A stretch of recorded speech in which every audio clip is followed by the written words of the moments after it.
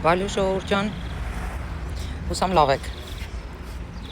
Ասում եմ, երկու օր էլ չանցավ էլի, այն որ ասեցի, հələ մի հատ սրանց բռնեք քրքրեք, տեսեք Թուրքիաներում տժժացել են թե չէ։ Մի հատ հարցրեք, տեսեք սրանց բարեկամները որտեղ են ապրում։ Երկու օր էլ չանցավ, այն հոգնածը, որ կանգնել էր Փաշինյանին ասում էր, ես ոնց կանգնեմ ձեր կողքը, եթե ձեր կողքը կանգնում է, թութու լավ է եւ այլն, դες մարդկանց որակավորելով, նվաստացնելով, իբր ինքը մեծ քաքա, հա, նրանք էլ մարդ չեն, էլի։ Ու հիմա գնացել է այնտեղ տժում է, էլի տանը ջվատա է ապարում։ Բայց ո՞նց եղավ այ հոգնած։ Բայց քո հայկականությունը ուր մնաց, հե՞։ Կասես։ Всё։ Լավ, սա հեչ։ Լեզվիդ վրա ազդել, հա, Թուրքիա գնալուց, դու էդ ասա։ Ասենք լեզվով ինչ որ բան սովորել ես, թե չէ։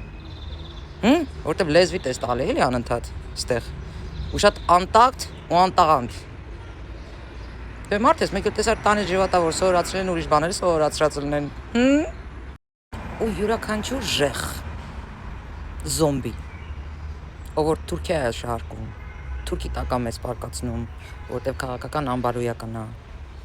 Ու իր սեփական մեղքերը փորձում է գցի այլ պետությունների վրա, բոլորն էլ տժժացել են։ Ձեր չակերտավոր թշնամու տանը։ Միշտ են տժժացել։ Ղարաբաղցիներից բռնած։ Մոսկվայում մեկը կար։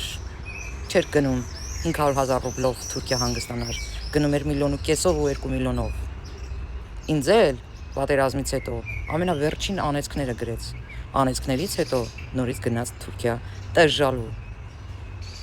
Հիմա այդ անբարոյականը լսում է ինձ։ Շատ լավ է հետևում ինձ։ Հետևի կրխաբոր։ Ձեր բոլոր անեծքները լցվելու է ձեր փորը։ Ձեր դամավոնը լցվելու։ Իսկ մենք մեր պետությունը տանելու ենք առաջ։ Այո, Թուրքիայի հետ էլ ենք համագործակցելու, Ադրբեջանի հետ էլ ենք համագործակցելու, բոլորի հետ էլ համագործակցելու ենք։ Հերիքա արդեն թշնամանք, տարածեք, ուսանուցեք, ոչխարներ, ինքներդ թշնամու տարածքում տժժալով։ Այսքանը։